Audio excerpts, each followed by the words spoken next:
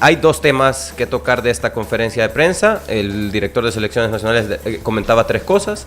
Agregaba una tercera que es del pasado ya ni hablar. Sí.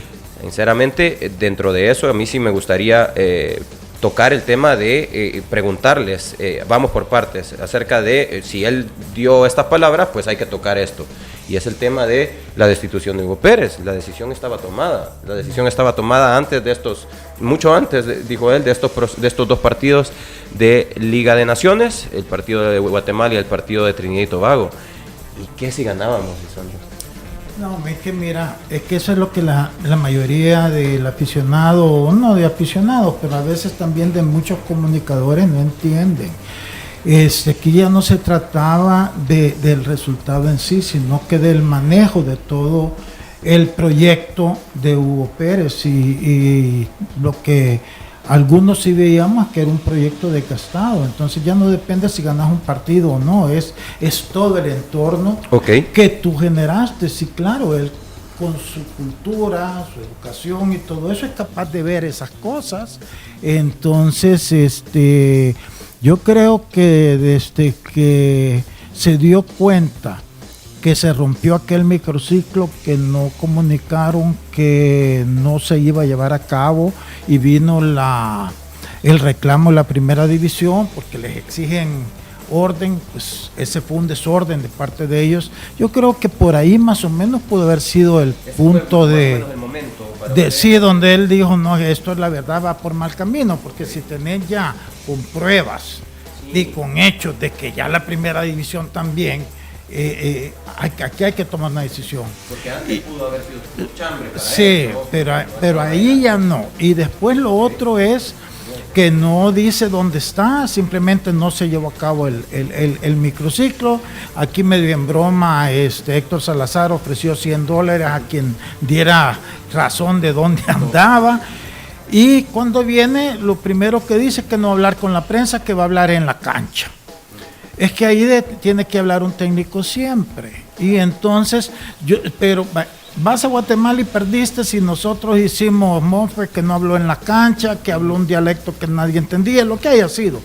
Pero el punto de quiebre para mí, de análisis para él, para la toma, es eso. Y no puede venir tan beligerante, también ya peleando con la prensa, simplemente porque se sentía atacado. Entonces yo siento que esas son las cosas que junto con los resultados anteriores que se le suman a estos dos, junto con la gran opinión negativa de un gran porcentaje del aficionado en redes sociales, y después viene el partido y todo el estadio coreando fuera Hugo Pérez. Y lo que sucede en cuarto de conferencia de prensa. Entonces yo siento que todo se comprime. Entonces posiblemente, claro, él ahí toma la decisión. No, teníamos razón en venirla pensando, en venirla analizando, pero ahí la toman. Claro, él no ahí va se a querer, confirma quizá. Él no va a querer como poner el dedo en la llaga o decir Hugo hizo esto y no, al contrario, habla bien de Hugo, porque eso es lo que corresponde un tipo profesional. Pero yo siento que cuando tú sumas todo eso, llegó el punto en decir, bueno, hoy es el momento, ya no, pero no digamos que es por esto, digamos que ya lo habíamos analizado por todo lo que ha venido, pero que lo culmina eso. Sí, eso fue la confirmación como para tomar la decisión que ya se había tomado antes, pero para ejecutar. Pongamos que ya la venía pensando, de que iba a llegar a tener que tomar esa decisión si las cosas continuaban así. ¿Continuaron peor? Entonces, ahí se le presenta la oportunidad de que no se comunica que no iba a haber un microciclo, se presenta la oportunidad de malos resultados, se presenta la oportunidad de que el estadio grita fuera Hugo, y se presenta la oportunidad de un show extradeportivo en conferencia de prensa. Todos los síntomas daban para tomar la decisión. Y pues quiero preguntarte, Emiliano, respecto a cuál creerías tú, te voy a citar las palabras de el director de selecciones nacionales acerca de el trabajo de Hugo Pérez, que como bien menciona Lisandro, se dirige al trabajo de Hugo Pérez de la manera más profesional posible, y dice Trataremos de darle continuidad al trabajo de Hugo Pérez, pero en ciclo nuevo. Es importante tener eso. Buscamos en cuenta un perfil. Buscamos un perfil de alguien que necesitamos reúna algunos conceptos. No hay nombres, pero sí sabemos lo que buscamos. Un entrenador que sepa de la Liga Nacional. Hicimos perfil sin nombres. Y lo importante es que tenga experiencia internacional. Y luego lo que quiero hablar acerca de el legado que podría haber dejado Hugo Pérez en su proceso, ¿no? Habla el director de selecciones nacionales que Hugo Pérez ha tenido un trabajo importante en el poder traer jugadores importantes a selección de otras ligas, ¿no? ¿Qué piensas de eso? El abrir el abanico de posibilidades. Okay. Aquí en algún aspecto siempre fue un poco cerrados con los salvadoreños que viven fuera de El Salvador y que uno no tiene conocimiento de cómo juegan, dónde juegan y de qué forma. Entonces él lo que hizo, vino y los presentó, ¿no? Nos dio la posibilidad de que eso está abierto y que las posibilidades son muchas.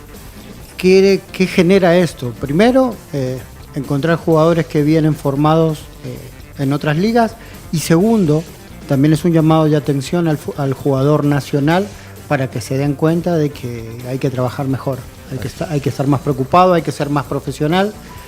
He visto en estos 2 años un montón de jugadores que ni siquiera destacan en las ligas, pero por ser populares tuitean en contra de los que vienen a defender la selección, mal o bien, pero vienen. Entonces, creo que, como dijo también el mismo Gubera, era más fácil hablar en la cancha y no en las redes sociales. En ese aspecto a mí me parece que se abre, es el futuro. Y no es, sí, obviamente no es, lo hacemos nosotros y es un problema, lo hace Italia y obviamente a nosotros no nos afecta, pero nosotros tenemos el principal déficit es que el jugador nacional, y no hablo de todos, pero cuando digo jugador nacional hablamos del mayor porcentaje, llegan a primera división sin terminar el proceso de crecimiento, de formación. Entonces, en ese aspecto se puede abrir un abanico importante que te da competencia interna. Okay. Sí, pero fíjate, Emiliano, que yo creo que el error que cometemos la gran mayoría es que mezclamos un montón de cosas, hombre. Y no hay que hacer eso. Para corregir tenés que tener claridad qué es lo que tenés que corregir. Okay. Entonces, hablaste de los jugadores no generaron este conflicto, los que estaban aquí con los que vienen, lo generó Hugo Pérez. Con su discriminación hacia el jugador acá y lo que muchos hablaban del trato diferencial entre los que él traía directamente y los jugadores que estaban acá. Eso todos los jugadores lo comentaron en redes sociales. O sea, no se trata de calidades, no se trata de nada. Se trata de si te sentís cómodo con alguien que te trata bien o te sentís incómodo porque te tratan mal. Eso es lo primero. Entonces no es tanto entre los jugadores. Él generó eso. En eso tiene razón, pero, sí, hay otra cosa también, que hay varios de esos jugadores nacionales, cuando no se les trata como ellos quieren, dicen que la gente los trata mal. Y nos conocemos, en ese aspecto los conocemos, Lisandro, vamos. Pero es que no podemos caer en esos detallitos porque nos perdemos. Aquí estamos hablando de algo más global. Exacto. O sea, estamos analizando a Hugo Pérez, su proyecto de Hugo Pérez, correcto. Para mí, lo que deja, en lo que positivo es el abanico de jugadores extranjeros que han venido. Al final tampoco es que podemos decir esa es la gran diferencia, porque jugó con ellos y mira dónde estamos. Pero eso no quiere decir que no hay buenos jugadores que mezclados con los buenos jugadores aquí tú puedes hacer algo más fuerte. Pero mira, cree que a eso se refiere el director de selecciones nacionales cuando dice vamos a darle continuidad al trabajo de Hugo Pérez? Seguir con los jugadores que de veras hagan la diferencia. Es que mira, en el proceso del scouting buscando afuera talento. Pero no llenar la selección. Exacto. Es que ese es el gran error. Ahí estamos totalmente de acuerdo. Antes, ¿no? Probablemente eso es lo que pasa, que no se hacía antes ese proceso de scouting. Fíjate, para buscar. Pero eso, ¿quién lo empezó a hacer? Es que también ahí nos equivocamos. ¿Quién empezó con ese proceso de scouting? Diego Enríquez. Sí, Diego Enríquez. No fue Hugo Pérez. Hugo Pérez a su sobrino, Sí, a lo que tenía allí. Seguían la misma pero filosofía. El que amplió eso fue Diego Enrique. Entonces hay que decir las cosas como son para no engañarse. Sí. Okay. Entonces yo te digo, mira, yo pienso que ya hay que cerrar el ciclo de Hugo a Pérez, eso ya voy. ni vale la pena. Yo creo que él lo tenía bien claro y fue bien profesional, bien educado en cómo lo cerró. Bueno, y dejémoslo ahí. Para cerrar ese tema. Y ese es el punto en el que, donde siempre como decimos, ¿no? Se termina un ciclo, quemamos y queremos sembrar cosas nuevas.